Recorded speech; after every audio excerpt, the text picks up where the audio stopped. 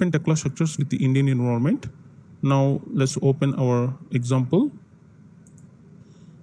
In our example, we have a column with ISMB 300 with a column height 4000 from 0 level.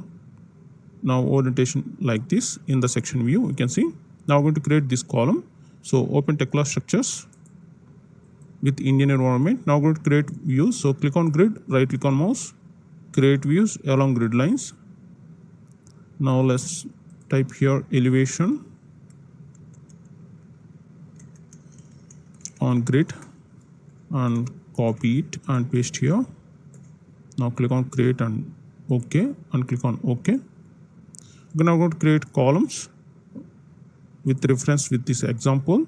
So select this column and click on here to place the column. Right click on mouse, interrupt.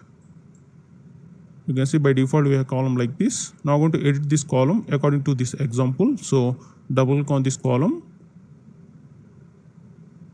You need to left click on it.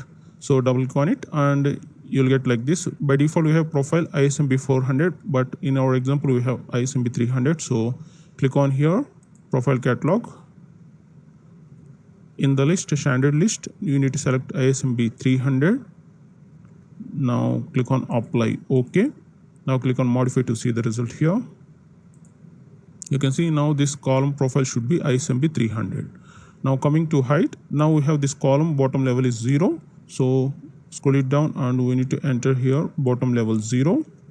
On top level from 0 to top of this column we have 4000. So we need to enter here 4000. Now click on modify.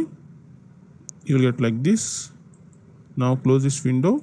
Now use the shortcut Control I for view list. Now select this plan at 0 and click on it and close it here. You can see now have column like this. Okay. Now currently we have the orientation like this in the section view. So we need to rotate this view. So double click on this column. Now under rotation, you can see type here 90 degrees, then click on modify. You will get like this. According to our example, like this.